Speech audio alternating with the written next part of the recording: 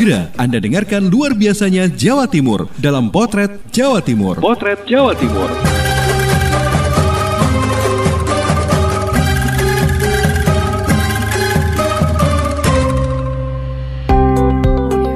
Halo sahabat, Jawa Timur memang luar biasa. Mulai dari tempat wisata, kuliner, event budaya, UMKM, dan masih banyak lagi yang luar biasa dari Jawa Timur. Nah, setiap Sabtu dan Minggu, luar biasanya Jawa Timur akan hadir setiap jam 8 pagi dan 4 sore di program Potret Jawa Timur.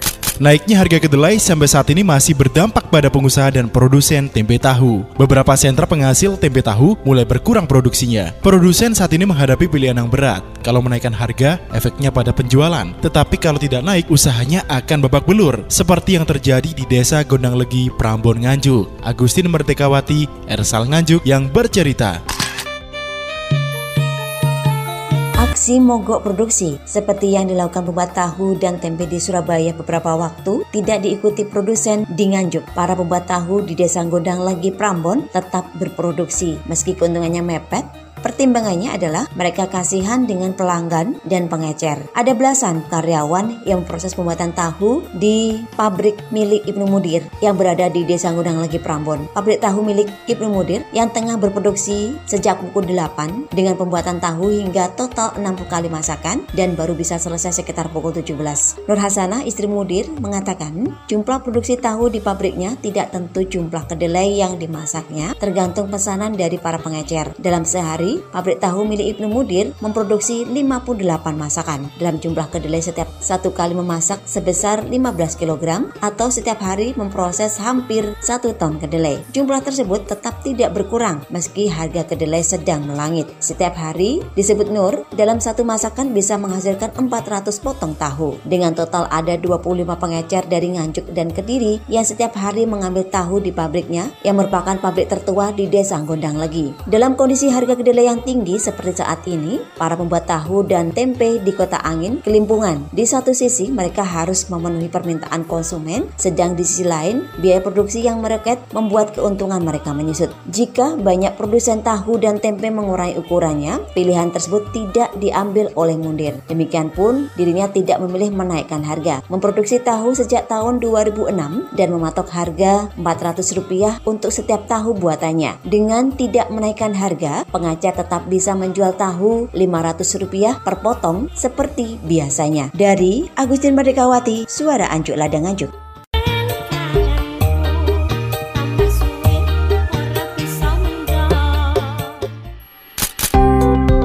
Ketika dikatakan sampah, maka konotasinya adalah barang yang terbuang, tidak bisa dimanfaatkan, dan harus dibuang. Tetapi sayangnya, banyak yang belum paham bagaimana mengelolanya. Ada satu kampung di Sidoarjo yang sudah mulai melakukan manajemen pengelolaan sampah.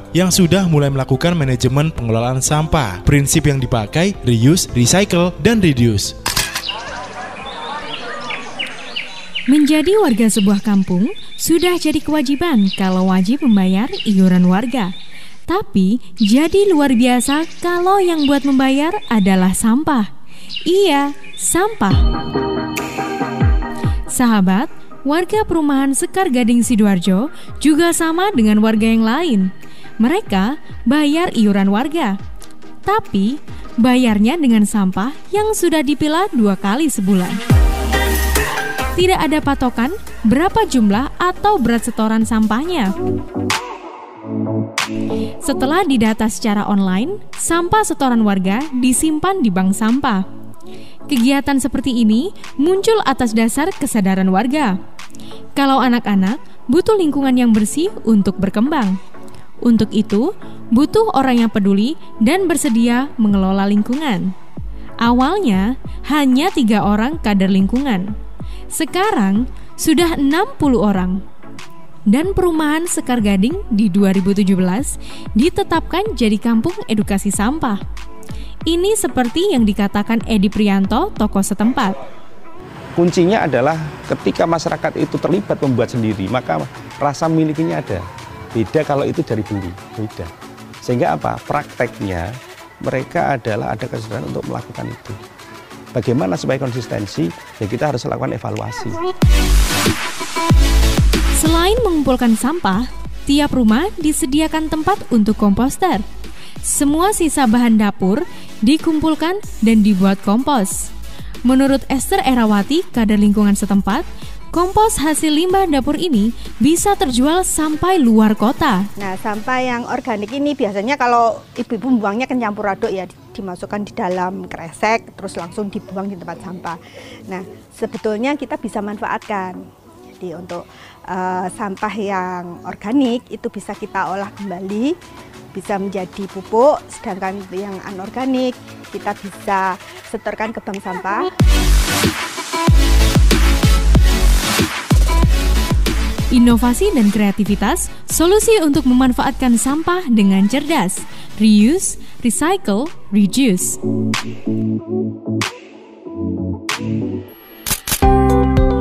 Masih tentang kampung. Di Kota Blitar, mulai berkembang kampung-kampung tematik. Kampung tematik ini sebagai bentuk usaha warga untuk mengembangkan ekonomi kreatif. Salah satunya, Kampung Min. Kenapa dinamakan Kampung Min? Penasaran kan? Sebelum berangkat ke Kota Blitar, simak dulu cerita dari Kirana Nisa, Mahardika, Kota Blitar. Pendengar, kalau kita berbicara tentang pariwisata di Kota Blitar makin kesini terus menunjukkan perkembangan yang signifikan.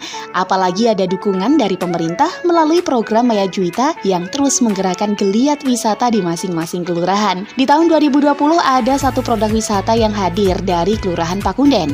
Kelurahan ini sebelumnya sudah terkenal dengan wisata edukasi kampung tahu. Dan sekarang ada yang lebih fresh lagi, namanya Kampung Min Blitar atau KMB yang ada di Jalan Kaliopa RT 2 RW 2. Kalau Anda lelah jalan-jalan di Kota Blitar, wajib hukumnya mampir ke KMB. Kenapa? Karena di tempat ini Anda akan merasakan nuansa segar dan alami. Setiap kepala keluarga di RW ini menanam daun min di halaman rumah. Jadi ketika Anda masuk di lingkungan ini akan mencium semerbak daun min yang menyegarkan. Dan Anda juga akan segera disambut oleh pengurus KMB, kemudian diajak jalan-jalan sebentar sebelum akhirnya Anda akan disuguhi dengan berbagai olahan daun min.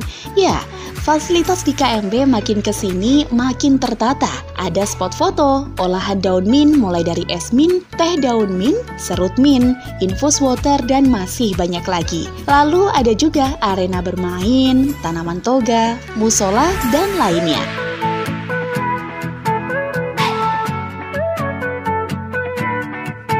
Anda juga bisa menginap loh, karena di area Kampung Min, Kelurahan Pakunden, Kecamatan Sukorejo, Kota Blitar ini juga menyediakan tempat-tempat penginapan atau homestay bagi pengunjung. Wahyudianto, Lurah Pakunden, Kecamatan Sukorejo, Kota Blitar mengatakan, mulai tahun ini KMB siap menerima wisatawan lokal maupun regional yang ingin menginap. Masyarakat memanfaatkan lokasi yang dulunya digunakan kos-kosan anak sekolah, karena saat ini sudah ditinggalkan dan jarang ada yang memanfaatkan. Masyarakat setempat sepakat menyulap tempat tersebut menjadi homestay sederhana, namun tetap menjamin kenyamanan pengunjung. Ya, Kampung Min ini tahun 2020 ini sudah siap untuk menerima wisatawan baik lokal maupun regional. Karena apa? Kampung Min masyarakatnya sudah menyiapkan homestay.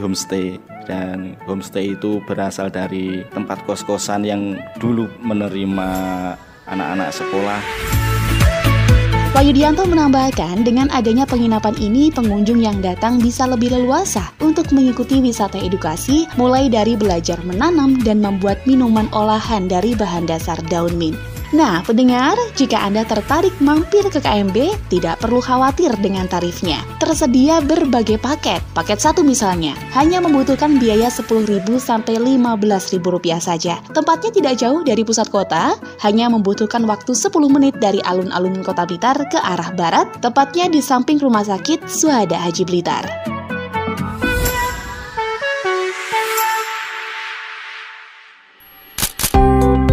Kekayaan potensi wisata di Blitar sudah tidak diragukan lagi. Ada wisata di kota, sejarah, juga di kawasan pantainya. Nah, kalau bicara soal pantai, tidak perlu diragukan lagi keindahannya. Seperti yang satu ini, Pantai Serang. Di sini Anda akan disuguhi pemandangan pepohonan sebelum masuk ke bibir pantai. Cocok untuk piknik bersama keluarga. Ninda Olivia, Persada Blitar.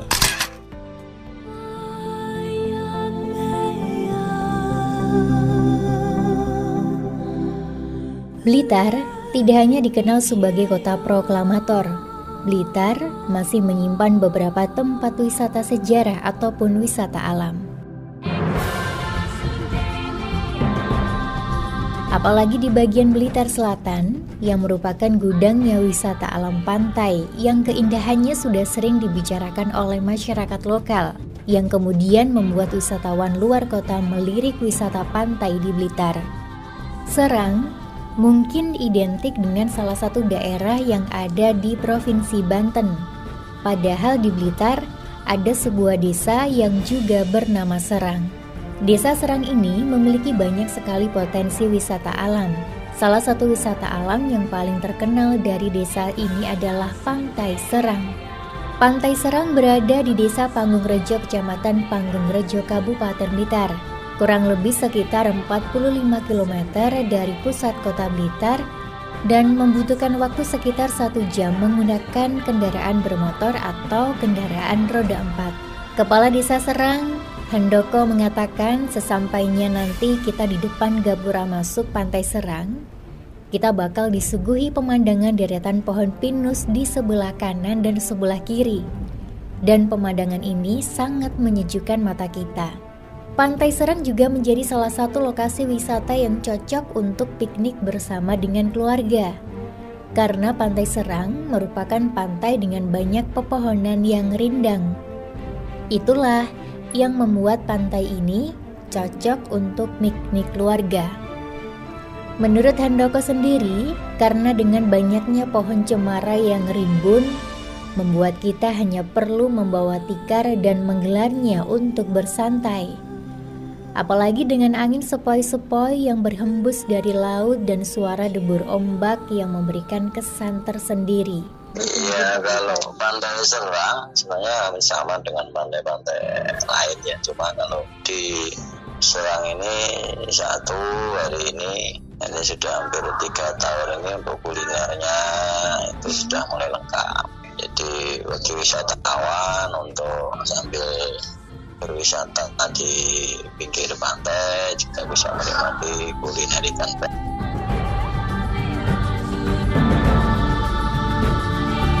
Tidak seperti di wisata pantai lainnya, Pantai Serang menawarkan berbagai fasilitas yang membuat pengunjung ingin berlama-lama di sana.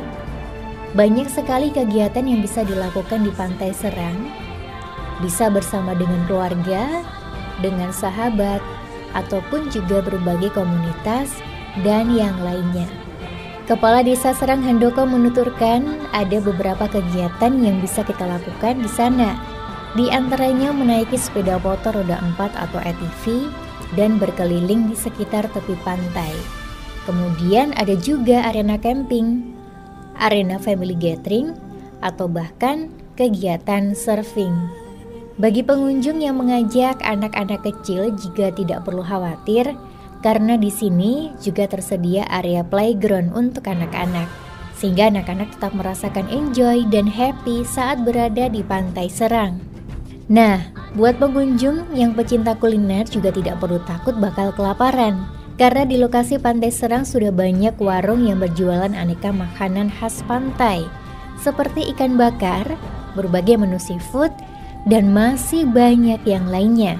Bagi pengunjung yang ingin membeli berbagai macam oleh-oleh khas Blitar atau Pantai Serang, di sini juga sudah tersedia mulai dari makanan ringan hingga pakaian seperti kaos dan juga souvenir-souvenir menarik lainnya. Jadi bagi wisatawan untuk sambil berwisata di pinggir pantai juga bisa menikmati kuliner ikan bakar, ada es degan, ada cumi, ada ikan-ikan seafood itu ada, itu yang kulinernya. Ada oleh-oleh juga, kaos, souvenir itu kita sudah ada. Ya, fasilitas untuk di Pantai Serang, wahana selain kuliner, wahananya kita ada TV, sepeda motor roda 4 itu bisa menyusuri sepanjang Pantai Serang. Itu ada permainan wahana TV, terus ada saat-saat tertentu kalau Mbak ini memungkinkan sekarang ada surveinya, lesson survei. Pantai Serang Blitar merupakan tempat wisata yang harus Anda kunjungi karena pesona keindahannya tidak ada duanya. Di Pantai Serang juga menawarkan paket lengkap bagi para pengunjungnya. Penduduk lokal daerah Blitar juga sangat ramah tamah terhadap wisatawan maupun dari luar kota ataupun bahkan wisatawan dari luar negeri. Kepala Desa Serang Handoko menyampaikan Pantai Serang merupakan pantai yang keindahannya masih asli. Tempatnya juga bersih. Di Pantai Serang, pesona matahari terbenamnya sangat ciamik untuk dilihat di saat sore hari. Apalagi kondisi cuaca seperti saat ini, yaitu di musim hujan, sehingga pengunjung bisa menyaksikan sunset yang cantik. Ombak di Pantai Serang kecil, jadi untuk bermain air di sana juga bisa.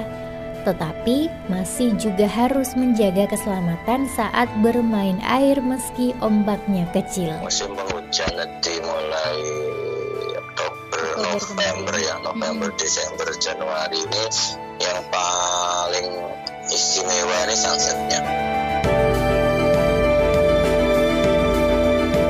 Jika Anda memilih tempat wisata Pantai Serang sebagai lokasi piknik keluarga, yang pasti Anda bisa menghilangkan kejenuhan.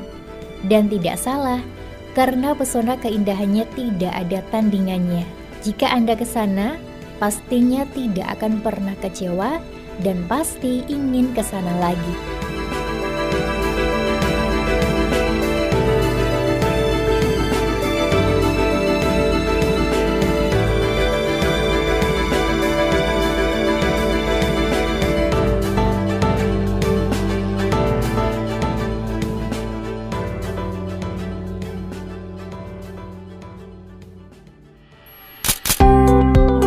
Salah satu jenis kuliner tradisional yang punya banyak penggemar adalah rujak. Macam rujak di tiap daerah juga berbeda. Di Lumajang, ada sebuah rujak yang punya ciri khas dan berbeda dengan daerah lain. Rujak sayur petis abang. Dari namanya saja pasti sudah terbayang rasa pedasnya. Ajeng Prawestri, Suara Lumajang.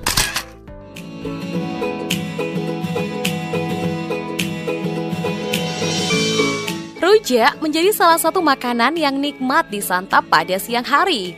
Berbeda halnya bagi masyarakat Lumajang, rujak justru menjadi pilihan makanan dari sekian menu makan malam seperti sate, nasi goreng, ataupun lalapan.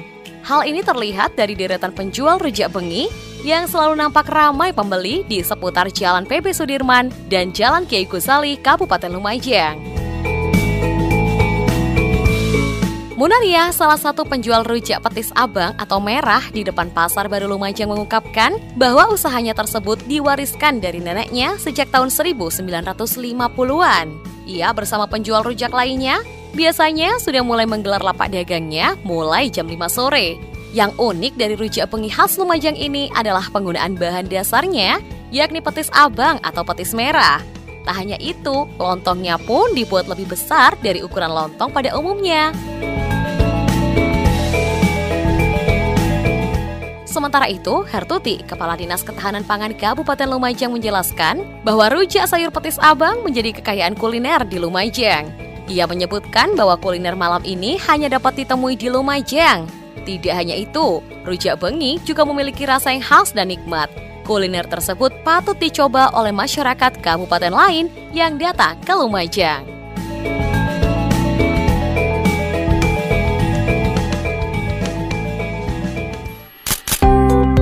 Yang terakhir kita menyeberang ke Pulau Madura. Jamu tradisional masih menjadi pilihan yang relevan jika Anda ingin menjaga kondisi tubuh agar tetap fit. Nah, di Kabupaten Sampang ada jamu tradisional Madura Sari yang jadi produk unggulannya.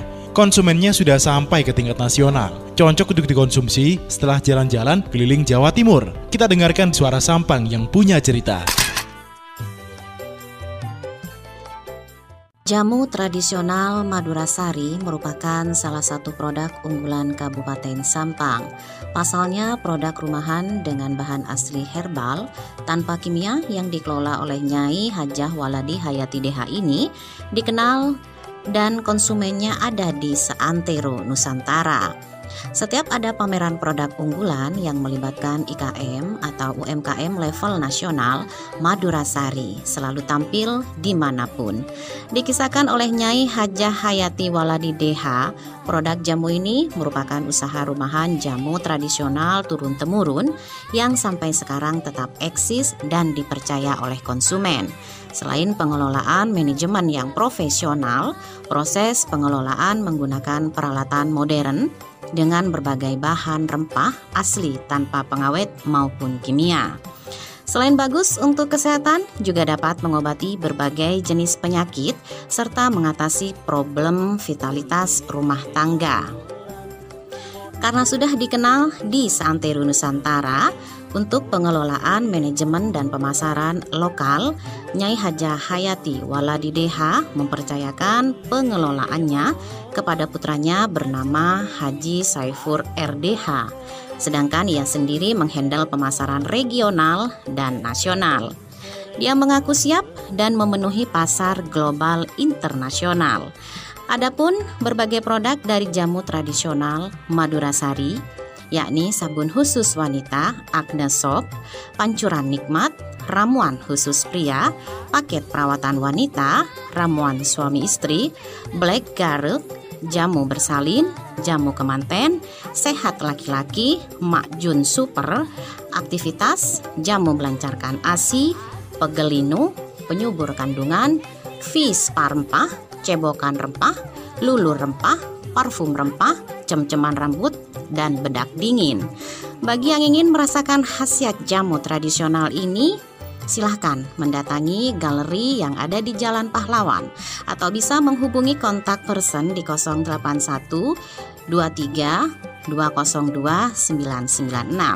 Sepak terjang dari Nyai Hajah Hayati Waladi DH diapresiasi oleh Haji Moh Saifuddin ST selaku Ketua Kamar Dagang dan Industri Kadin Sampang. Menurutnya, produk jamu ini merupakan aset Sampang yang patut mendapat perhatian dan layak untuk go public. Selain peralatan yang lengkap pengelolaan secara profesional, juga mobilitas jaringan cukup tinggi. Ia mengaku akan terus memantau perkembangan usaha produk jamu ini dan akan menjadi atensi maupun referensi untuk mempertimbangkannya sebagai salah satu binaan yang tidak menutup kemungkinan menjadi mitra dari Kadin Sampang. Ari Trinovianti, Suara Sampang FM. Dan masih banyak luar biasanya Jawa Timur belum terekam dalam Potret Jawa Timur kali ini. Nantikan episode berikutnya setiap Sabtu dan Minggu jam 8 pagi dan 4 sore. Anda sudah menyimak Potret Jawa Timur disiarkan serentak di Suara Sidoarjo, Persada Kabupaten Blitar, Mahardika Kota Blitar, Pradia Suara Tuban, Ralita Pamekasan, Ersal Nganjuk, Suara Madiun, Suara Gresik, Suara Kota Probolinggo, Suara Lumajang, Suara Ngawi, Suara Sampang, Suara Pacitan, Suara Pasuruan, Blambangan Banyuwangi, Magetan Indah, Wika Mojokerto, Malawapati Bojonegoro, dan RGR Tulungagung.